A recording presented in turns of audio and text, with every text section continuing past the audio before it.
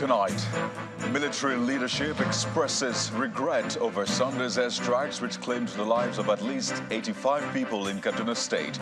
Minister of State for Defense, Defense Chief and Chief of Army Staff lead delegation to commiserate with the victims. The President condoles with the Kaduna State government and families of airstrike victims as he returns to Abuja after participating at the COP28 summit in Dubai.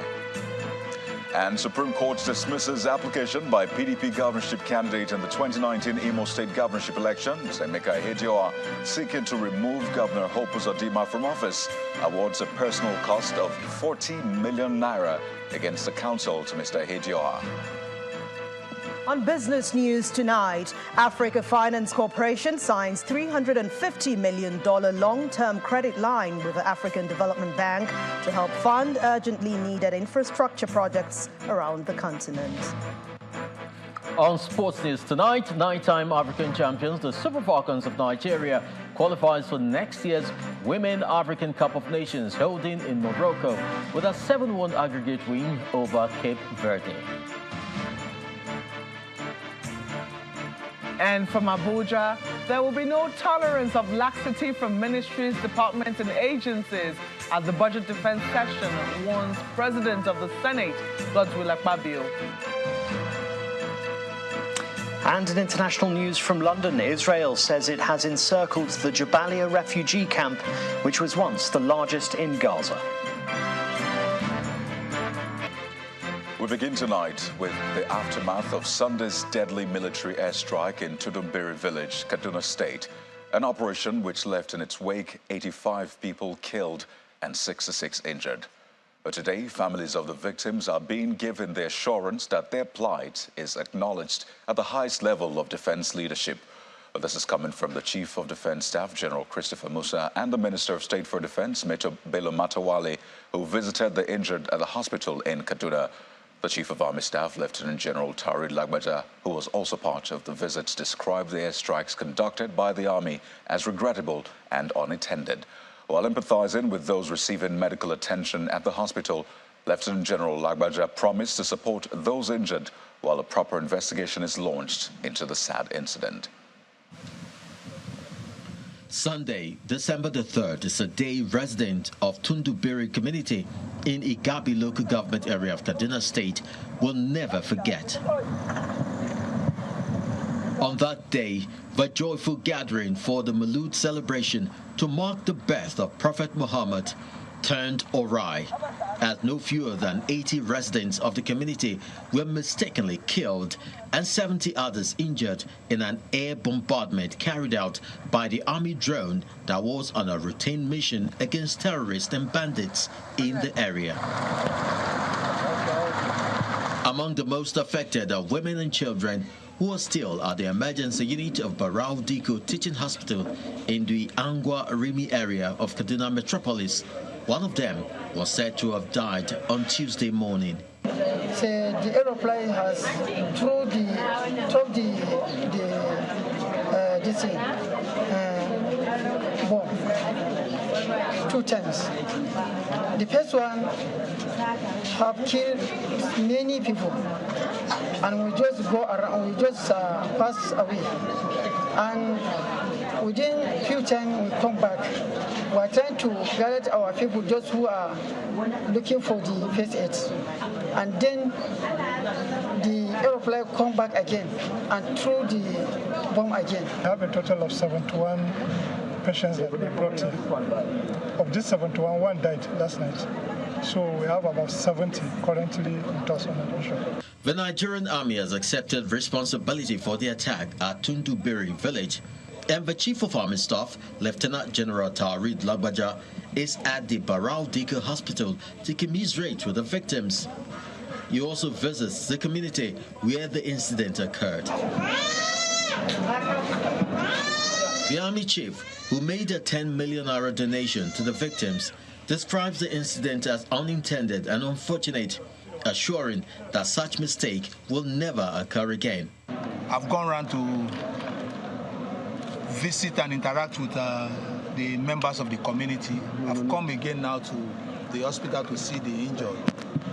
And this will help me to know the level of expertise that I need to put on the table in conducting the inquiry into what happened on Sunday, so that that inquiry can come up with relevant recommendations that will guide us in the conduct of our operations going forward. The Minister of State for Defense, Bello Matawali, also visited the hospital to commiserate with the survivors of the attack.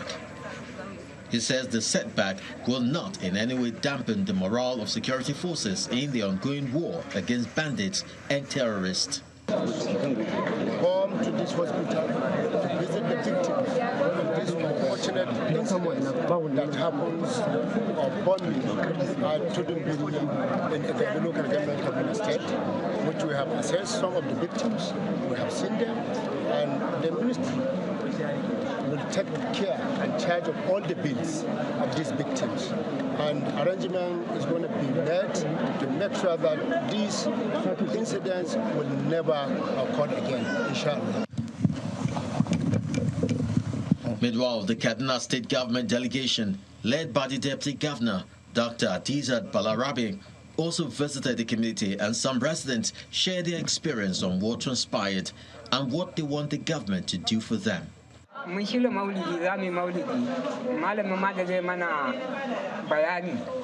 Malam that was supposed to lead the prayers has not arrived, and I was eating in my house.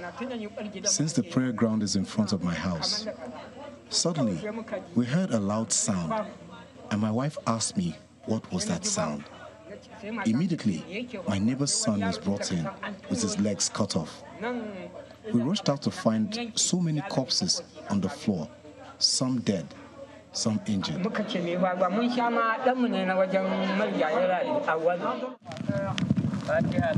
After that, the Deputy Governor and our entourage were around the site where the victims of the airstrike were buried.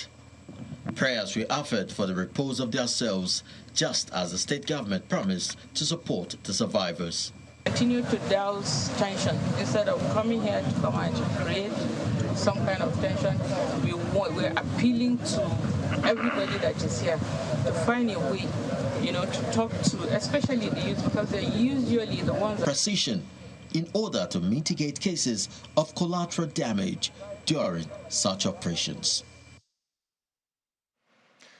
Meanwhile, the president has condoled with the victims and the government of Kaduna State over the airstrike that claimed at least 85 lives. President Bola Tinubu, before his arrival from the COP28 summit in Dubai, described the incident as unfortunate, disturbing and painful, while expressing grief over the tragic loss of lives.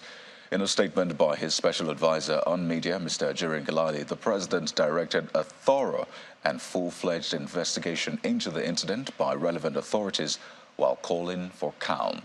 He also directed that swift and comprehensive medical attention be given to the injured while praying for the repose of the souls of the departed. And now to the court, where a five-man panel of the Supreme Court, led by Justice Inyang Okoro, has dismissed an application seeking to remove Governor Hope Uzodimma of the All Progressives Congress APC from office. The People's Democratic Party and its candidate in the 2019 Imo governorship election, Mr. Emeka Ihedioha, had joined in the case, which was originally brought by the candidate of the Action Alliance, Mr. Uche Nwosu, arguing that Governor Uzodimma was not validly nominated by the APC to contest the election. The application further sought to invalidate the years that Governor Uzodimma spent in office as governor of Imo State. Our judiciary correspondent, Emmanuel Kelly, reports that the Apex Court dismissed the application for lacking in merit. Senior lawyers involved in the 2019 Imo governorship legal tussle are back at the Supreme Court seeking to invalidate the years that Governor Hope Uzodimma has spent in office as the governor of Imo State. The lawyers converse in small groups, probably about the case, while they wait for the justices. The justices finally arrive and go straight to the case, which is the first on the cost list for the day. Though the application was initially brought before the Apex Court by Mr. Uche Nwosu, who was the governorship candidate of the Action Alliance in the 2019 election, The People's Democratic Party and its candidate, Emeka Ihedioha, applied to be joined as interested parties in the matter. The PDP and Ihedioha specifically prayed the Supreme Court to give effect to its 2019 verdict that disqualified Nwosu on the ground that he was nominated by both the AA and the All Progressives Congress APC to contest the election.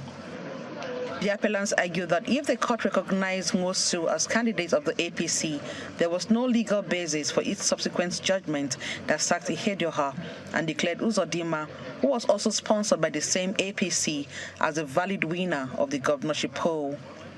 Consequently, the PDP urged the court to restore its candidate, Ihedioha, as governor, since the APC was precluded from sponsoring two candidates in the election. It further argued that the fact that Governor Uzodimma did not contest the election as an independent candidate, there was no legal basis for him to be recognized as the validly elected governor of Imo State. The applicants contended that there was no basis for the recent election that held in the state on November 11, since Ihedioha had yet to conclude his tenure. At the day's proceedings, the court held that it had no jurisdiction to entertain the application, which it described as frivolous and highly vexatious. The court subsequently awarded the personal cost of 40 million naira against the counsel to Ihedioha, Professor Mike Ozokeme. It is too well known, it's elementary, that the Supreme Court has 60 days from the date of judgment to deliver a judgment. So we were not appealing.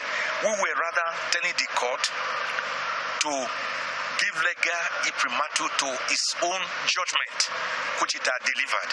That is the word of difference.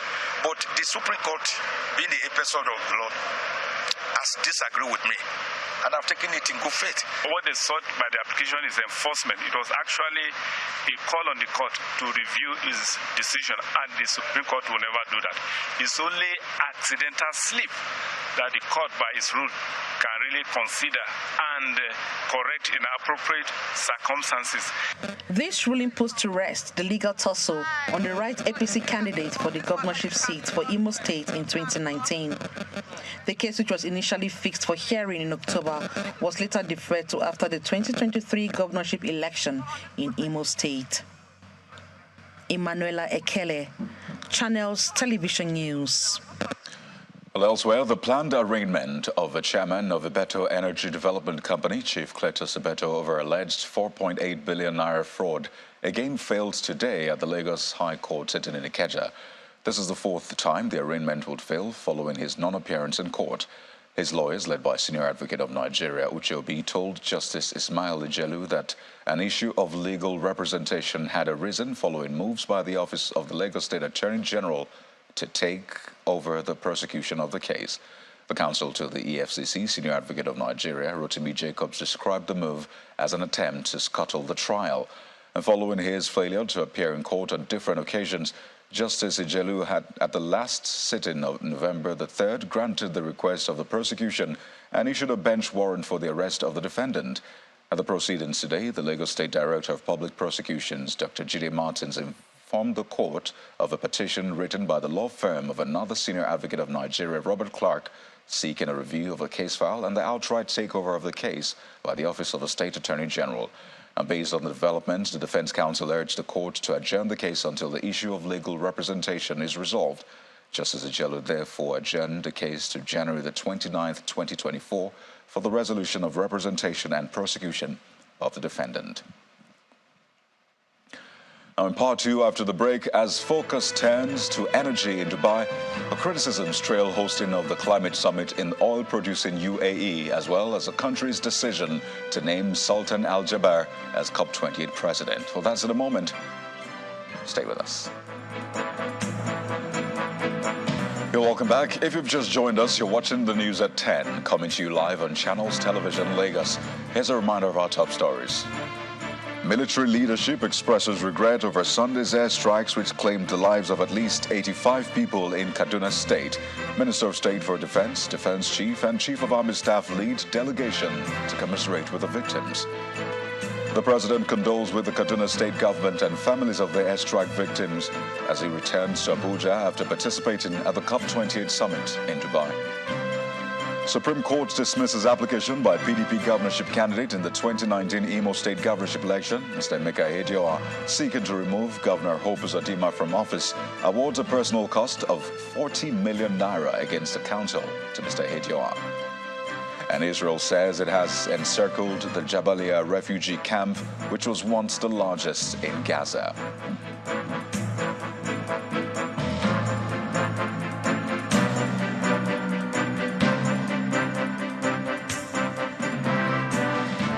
And now to the ongoing climate summit in Dubai. As the focus turned to energy today, a report published by an international coalition of climate activist groups says lobbies for oil and gas have increased by as much as 4 times for COP28, and that's compared to the previous year. For UAE's Energy Minister Sohail Al-Mazrou, oil and gas companies should be part of the discussion on reducing emissions after being ignored in the past. But this is coming on the heels of criticisms trailing the hosting of the summit by oil-producing UAE, as well as the country's decision to name the CEO of State Oil ADNOC, Sultan Al Jaber, as COP28 president. Our correspondent Ayala Kasim has more. Protests, which are a regular feature at the yearly United Nations Climate Conference, both within and outside the venues, have been muted this year. But on this Energy Day, nothing stops activists from making their grievances known within the Expo City as they want the polluters kicked out of the COP. It is disappointing that the COP28 is being held in UAE given their heavy dependence on fossil fuels and them pushing for fossil fuels. COP has been captured by fossil fuel corporations and now fossil fuel producing countries. That's why we're seeing a lot of greenwashing around the phase out and a hesitation to clearly put text that phases out all fossil fuels. So it was a bad decision to host COP here. Government at COP26 in Glasgow in 2021 agreed to phase down the use of unabated coal, the most polluting of fossil fuels. This year, countries remain split over what role fossil fuels should play in the future, but they all agree something needs to be done. Let's not be focused on fighting one source of energy. The common enemy is emissions. And we need to reduce emissions. But at the same time, some of you have a duty to ensure that energy is available. There is a huge demand from many of those who live in absolute poverty, energy poverty. They demand to have a better life. Duty to make sure energy poverty is eradicated is what the Rural Electrification Agency says it has taken up. It says in 20 months, it has made almost 100,000 connections that have impacted more than 450,000 people in rural communities in Nigeria. And here in Dubai, it is still cultivating more partnerships because so far, the level of energy poverty in Nigeria requires much more to be done to eliminate it. Reports show countries are off track to meet a United Nations target to keep the rise in global temperatures below 2 degrees Celsius above pre-industrial levels and pursue efforts to limit it to 1.5 degrees Celsius as agreed in Paris in 2015. The head of the International Energy Agency says an orderly decline of fossil fuels should be a part of the outcomes here in Dubai.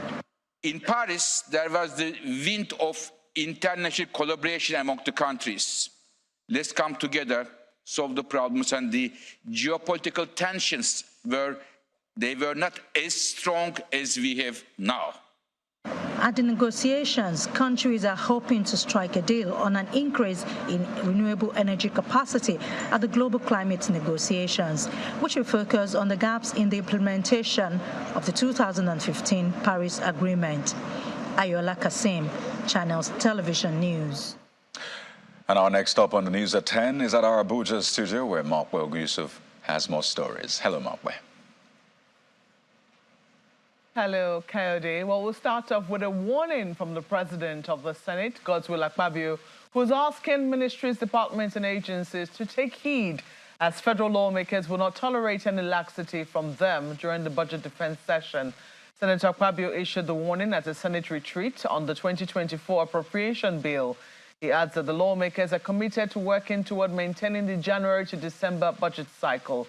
Our National Assembly correspondent, Gloria Omezuke, reports.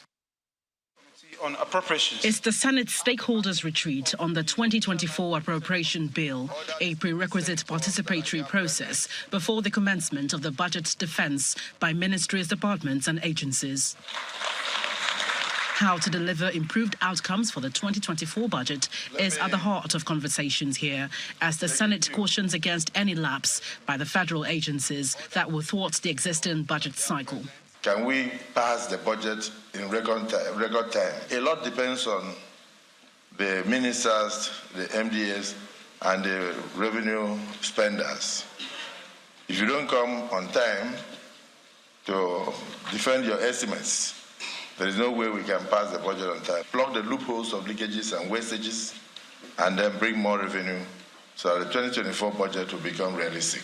It is very important that we all work together to ensure that we return this budget as soon as possible so that the President of the Federal Republic of Nigeria can sign it into law by 31st of December of this year, and it can come into operation from 1st of January of 2024. It was a stark reminder of the nation's economic reality as the ministers, civil society, as well as the keynote speaker outline areas of focus. Nigeria's fiscal space is exhausted.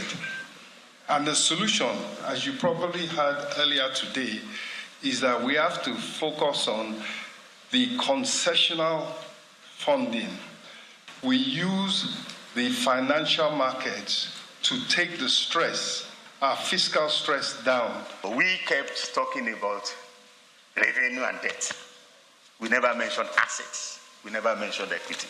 Let's focus on what we own and how we can leverage what we own to solve the problems that come. I would like to call on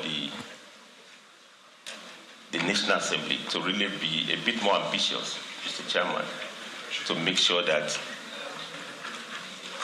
we don't wait until 2026 to lower inflation rate to 18%. In fact, it should be next year as much as possible, because inflation erodes income and is taking toll on the cost of living. After the conversations to kickstart 1 week of budget defense sessions, the President of the Senate calls for a minute's silence for victims of the Kaduna village accidental bombing. The Senate has expressed determination not only to expedite passage of favorable laws to the Nigerian people, but have also undertaken to conduct proper oversights of finances and projects, particularly to advance the outcome of Nigeria's revenues. From the National Assembly, Gloria Omezuke, Channels Television News. Meanwhile, the Senate Public Accounts Committee has launched an investigation into how the Nigerian Customs Service allegedly under-remitted 62 billion naira to the federal government. The committee made a discovery during the consideration of the 2017 Auditor General's report. Chairman of the committee, Senator Ahmed Wadada, gave the leadership of the service 2 weeks to appear before the committee to make a presentation against the allegation. While the Senate has mandated the Nigerian Ports Authority to appear before it over the $852 million debt by operators. While staying with the National Assembly, despite the fact that the nation's assets are estimated to be worth about 80 trillion naira, their contribution to the growth of the country's economy is poor. This is according to the chairman of the House of Representatives Committee on Public Assets, Mr. Ademorin Kuyi. He stated this at a retreat for members of the committee in Abuja, noting that the committee is not against privatization or concession of assets, but is pushing for their proper valuation before any agreement is reached.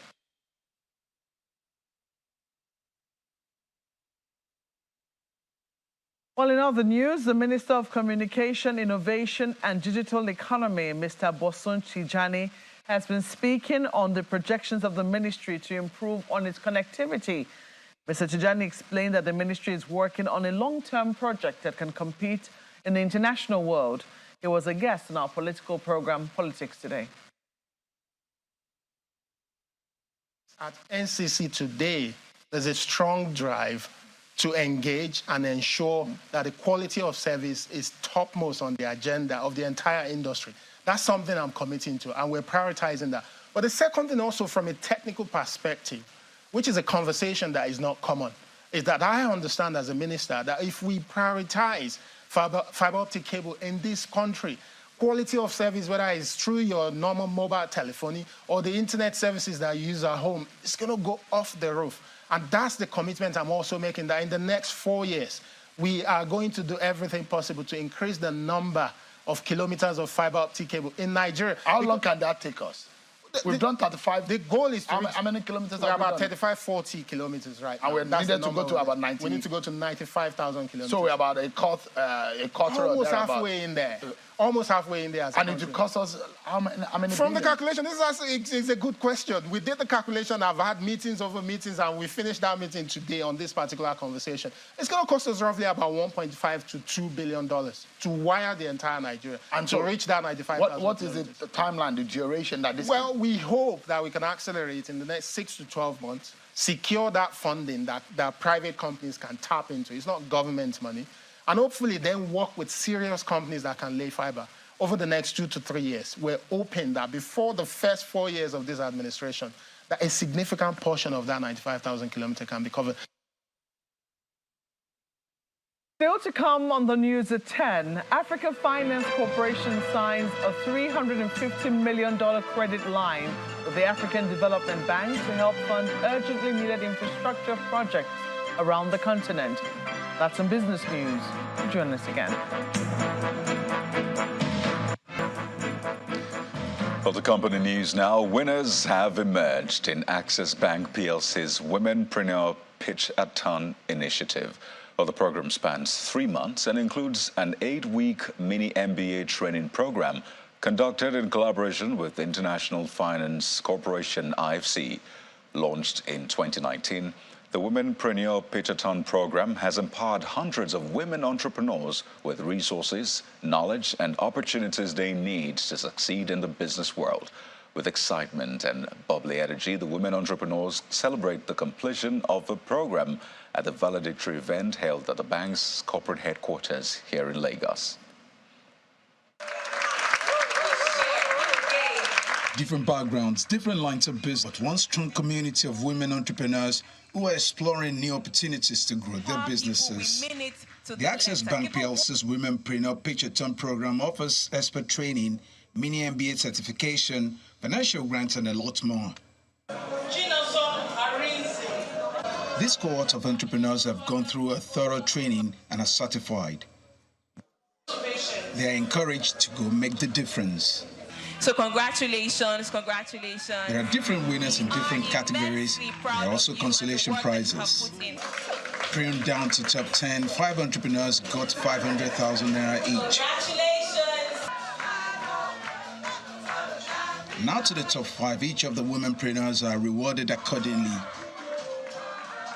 The first prize winner for the 5th Womenpreneur and the grand prize winner is announced. Access Bank goes to Emerge Story.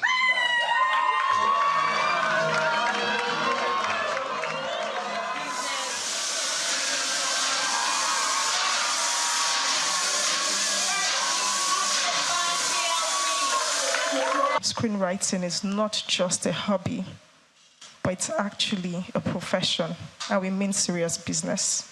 It's about empowering writers who are struggling to survive despite the beautiful stories that they tell that you love so much, you know, and seeing a transformation across borders. We realized that we need to keep in touch with these women, and so their businesses are already being collated, and we are working to ensure that, you know, we stay in touch with them. Some of them might still need a little bit of hand-holding. We've created a mentoring group where they would have peer-to-peer and even a mentor-mentee where they can, you know, share ideas and continue from there. Based on the learnings each year, we seek to make our impact in the female businesses a lot more.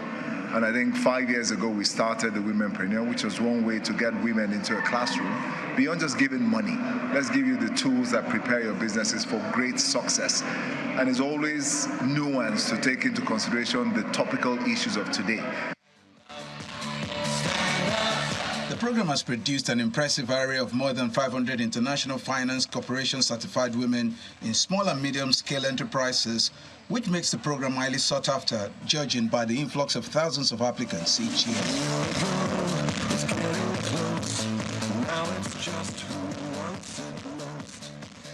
Well, congratulations to the winners.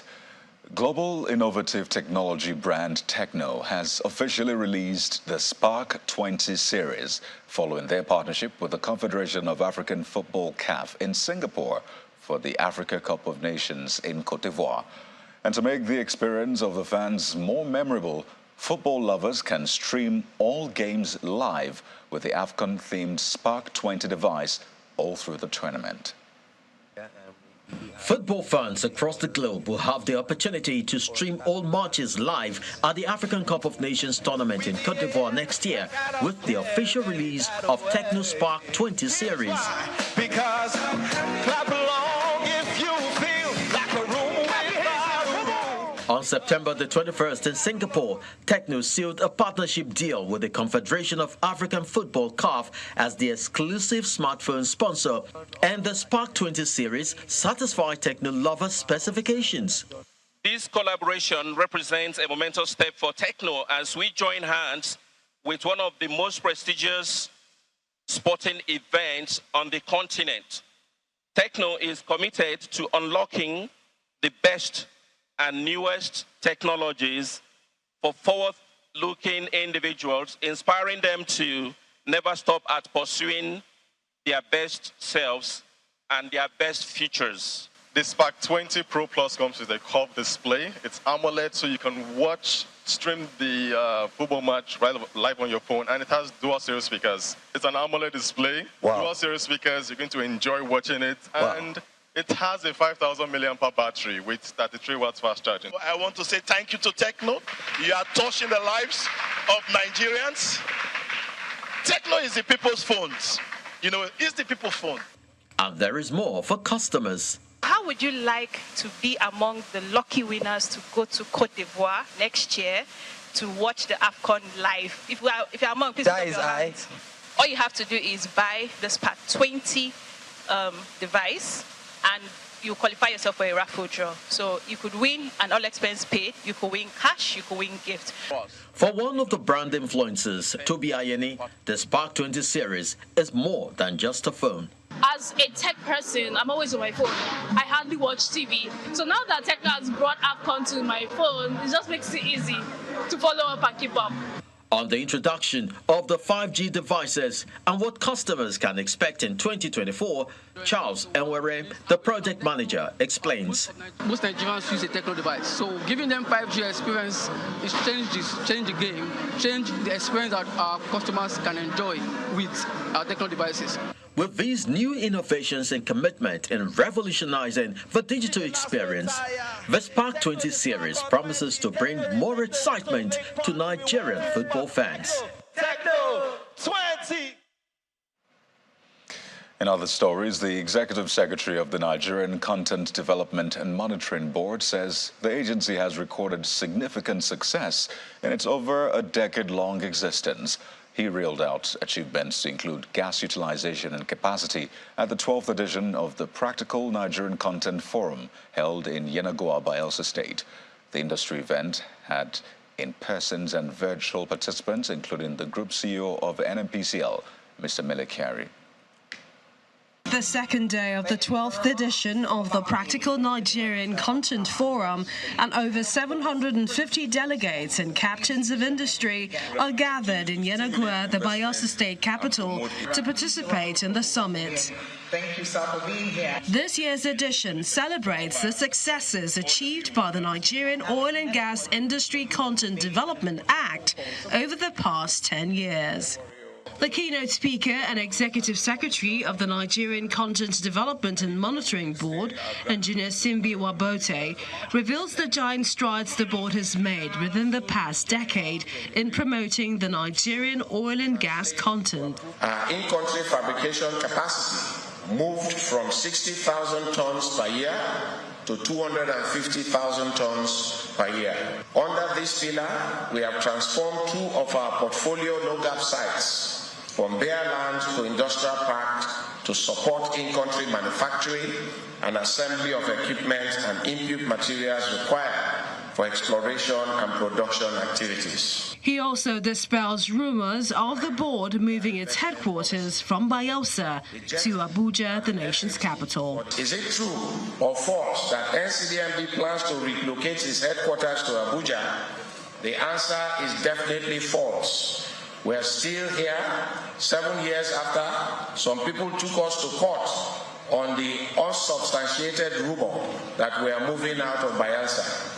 The Group Chief Executive Officer of the Nigeria National Petroleum Company Limited, Mele Kyari, who joined the conference virtually, speaks on the successful collaboration so far between the NNPCL and the NCDMB in improving the oil and gas sector. And we have done enormous work with the Nigerian Content Development Board to see how we can increase engagements, procurement in our business, making fast decisions, enabling companies that can have local capacity to do business for us quickly.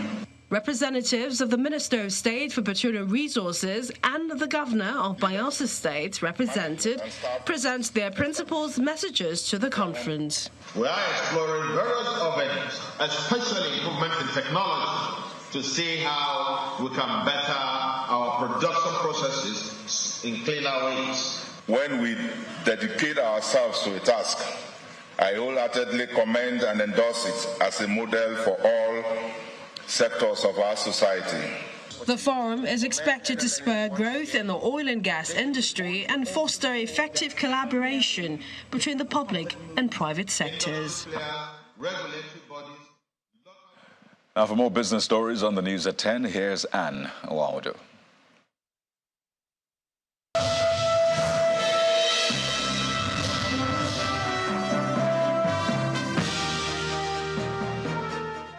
Thank you, Kayode. Hello and welcome to Business News. Leading infrastructure solutions provider Africa Finance Corporation, AFC, has signed a $350 million long-term credit line with the African Development Bank, the AFDB. This agreement, which was signed during the ongoing 28th conference of the parties, COP28, supports urgently needed financing for infrastructure projects and underpins development and economic growth in the country. The financing agreement will enable both parties mobilize additional resources towards continued development of infrastructure projects in focused sectors, including power, transportation, telecommunications, and natural resources around the African continent. And these projects play a pivotal role in closing Africa's infrastructure deficit, creating new opportunities for economic growth and prosperity. Nigeria's stock market has made a quick rebound today. Moderate rebound was coming today. Compared to the previous loss recorded, the shares of First Bank and 14 other gainers counter the impact of profit taking at the close of trade today. Let's hear the details from Will Ibong.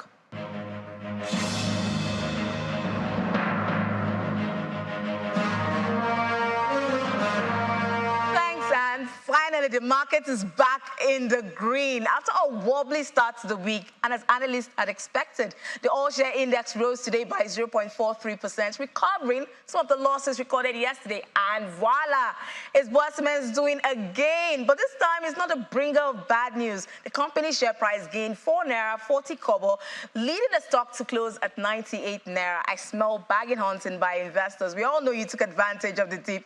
We can say this for a fact because of all the money flow we saw in the market, over 11 billion naira, representing a 56% rise in value when compared to Monday's close. And can I say it's the year for penny stocks? That's because they've dominated trades and seen astronomical gains year to date. We can find them on the top gainers list, and let's not forget that they're also not immune to losses. Now, the banking stocks have been like the gift that keeps on giving. Today, Access and Ebion Holdings hit new 52-week highs. Access Holdings rose today 6.32% to close at 19 naira 35 kobo, and Ebion Holdings closed up at 26 naira 75 kobo. Further breaking past the 20 naira mark. And that's how we wrap it up. Better trading tomorrow. Will Ibang, signing out.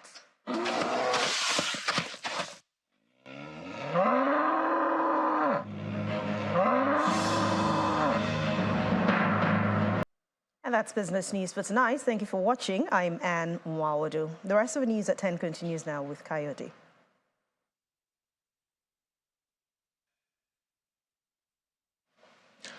Well, thank you, Anne. Now, efforts to amplify the campaign against sexual and gender-based violence remain on the front burner, with the Nigerian governor's spouses taking the lead. Well, they have convened for their fourth annual conference in Abuja, centered on fostering youth alliances to bridge the gap between generations and eradicate violence. Topics discussed during the conference include the imperative for the widespread adoption of the Violence Against Persons Prohibition Act in all states, the establishment of more mobile courts dedicated to handling SGBV cases, amongst others. Our correspondent Kayla Megwa reports. It is day 11 of the 16 days of advocacy to fight sexual and gender-based violence across the world. In Nigeria, wives of all state governors alongside development partners gathered at the Congress Hall of the Transcorp Hilton to hold their fourth conference. The conference is chaired by the wife of the Kwara State Governor. The theme of the 2023 conference, Youth Allies, Bridging Generations to End Violence, gives credence to our resolve to continue to deepen engagements, collaborations, and partnerships. According to the Ministry of Women Affairs, there have been 27,698 cases of sexual and gender-based violence in Nigeria between 2020 and 2023 alone. The National Demographic Health Survey notes that 33% of Nigerian women aged 15 to 49 have experienced physical or sexual violence. Only 0.9% of assault offenders are prosecuted, and almost none of them are found guilty. Meanwhile, 1 in 4 girls in Nigeria are victims of sexual violence, and 1 in 10 Nigerian boys have been sexually abused. Nigeria's Minister of Foreign Affairs says changing this narrative will involve the participation of Nigeria's youth population. This fresh perspective, innovation, and fearlessness from the youth injects new life into our communities. Together as allies, the youth and the older generation can create a formidable force for positive change. Excited at the prospect of mobile courts to try sexual and gender-based violence, the Minister of Women Affairs believes introducing these mobile courts will ensure swifter justice. When I came in as the minister, a lot of money, hundreds, millions of dollars have been spent in advocacies, meetings, to end violence against women. It was not working because there was no justice. But today, as we speak, the governor of Kwara State has given us approval through Governors Forum for a mobile court to address these issues. Lurking dangerously behind events such as this one is the fact that the Violence Against Persons Prohibition Act has not been domesticated in many states across the country. Kayla Magwa, Channels Television News. Well, let's now return to our lead story in the aftermath of the bombing in Kaduna State by the military. A professor of hematology oncology, Usman Yusuf, has asked for a thorough investigation into that bombing. Professor Yusuf wants the hands of the military off the investigation for an in-depth analysis to unravel the facts of the case. He spoke on our political program, Politics Today. My call to President Bola Ahmed Tinubu, the military cannot investigate itself, because it has not investigated itself in all the massacres it has conducted over the air. If you are to advise, or if you are to say the kind of and the manner in which the investigation should go or take, what would you do? Independent of the military. All the bombs they've dropped on people over the last, in all the 5 states they did, what came of it in their investigation? I am calling on President Bola Ahmed Tinubu to institute a high-powered, independent investigative committee headed by a retired Chief Justice of the Federation. And in that committee, there should be a retired Chief of Service Chief, and an emir, traditional clerics, and CSOs to protect civilians. The military is supposed to protect us, not be killing us. And let me say this. this only vindicates the concern international community has been having about Nigerian army. You remember during the time of Jonathan, they stopped selling weapons, lethal weapons, to the Nigerian armed forces because of this. And outside the country, the Israeli army has released footage which it says shows various aerial attacks against Palestinian militant group Hamas as Israeli forces pressed ahead with their air and ground bombardment of the Gaza Strip. Here's Simon Pusey with other international stories in Around the World in 5. Good evening and welcome to the Channel's studios here in London with your international news around the world in 5. Israel says it has encircled the Jabalia refugee camp, which was once the largest in Gaza. The military claimed it was being used as a Hamas base. Meanwhile, Israel continues its bombardment of the southern Gaza Strip, including the city of Khan Yunis, which has been partially evacuated. The United Nations has deplored the resumption of military operations. The resumption of hostilities in Gaza is catastrophic. We urge all parties and states with influence over them to redouble efforts immediately to ensure a ceasefire on humanitarian and human rights grounds.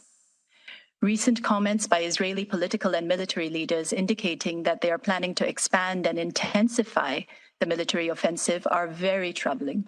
Rescuers have found 2 more bodies on an Indonesian volcano that erupted over the weekend, bringing the death toll to 13.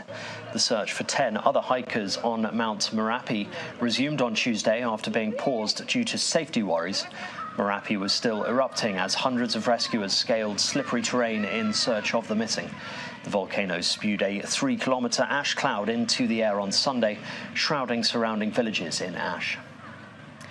Heavy rains and strong winds are battering India's southern Andhra Pradesh state as a severe cyclonic storm makes landfall. 9 people, including a child, have died in Andhra Pradesh and neighbouring Tamil Nadu state in rain-related incidents. Authorities have evacuated thousands of people from low-lying areas in both states. Many residential areas are flooded and videos show cars floating in water.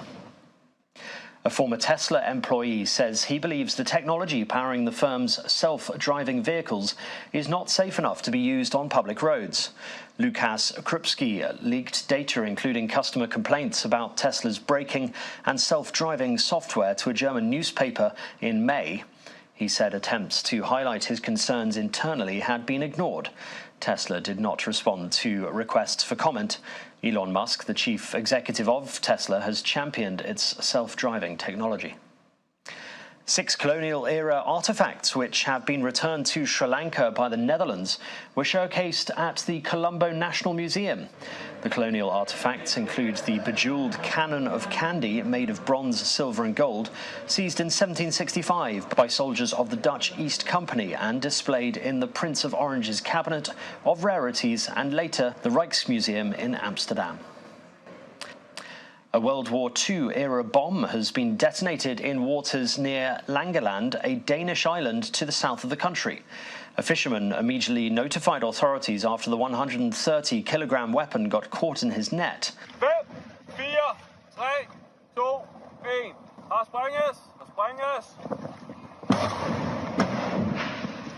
The explosion occurred 15 meters below the surface, according to the Defense Department. And Brian Grubb has reportedly become the first person in the world to combine drone wake skating and base jumping, descending nearly 300 meters.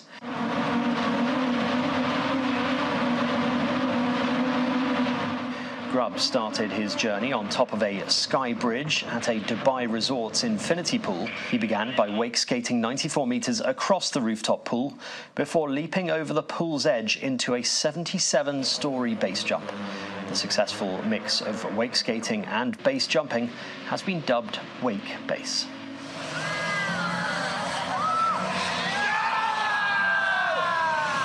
I mean, once I got in the pool, I got like a little turn into the pool and set up for the ramp, and then I had good speed at the ramp. David had, like, the drone pilot had perfect speed for me.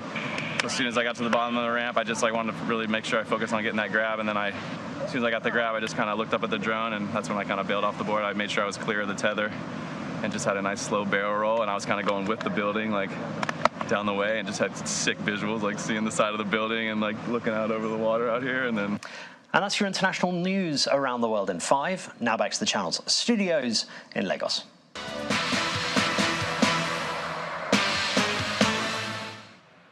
Thank you, Simon. Welcome to Sports News. Nighttime African champions, the Super Falcons of Nigeria, have picked one of the tickets for the 13th edition of the Women African Cup of Nations holding in Morocco next year.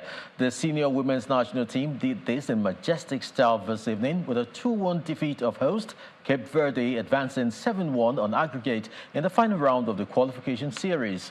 Ivania Moreira put the host in front, got the ball past goalkeeper Chiamaka Nadozie for a goal in the 19th minute.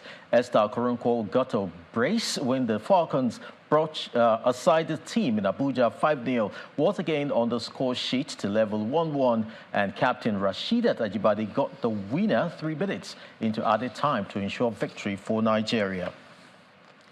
Manchester City boss Pep Guardiola still feels his sides are going to win the English Premier League for a record 4th time in a row, despite drawing their last 3 games. The champions, who are 3rd on the EPL log, face Aston Villa at the Villa Park on Wednesday night. Meanwhile, Manchester United manager Erik ten Hag has played down report of unrest in the team's dressing room ahead of their English Premier League showdown with Chelsea on Wednesday. The club banned 4 journalists from today's press conference after they reported that the manager had lost more than 50% of the dressing room. And featherweight champion Amanda Serrano has relinquished a WBC title after they refused to allow her to compete in bouts under the same rule set at men's boxing with 12 3-minute round. Women's championship fights are typically scheduled for no more than 10 rounds, with each round lasting 2 minutes. That's it on sports. It's back to you, Kayode. Well, thank you, Chris. And the main news again. The military leadership today expressed regret over Sunday's airstrikes, which claimed the lives of at least 85 people in Kaduna State, just as the Minister of State for Defense, Defense Chief and Chief of Army Staff led delegation to commiserate with the victims. Now, that's the news at 10 for tonight, everyone. Thank you for watching. I'm Kayode Okikulu. Good night.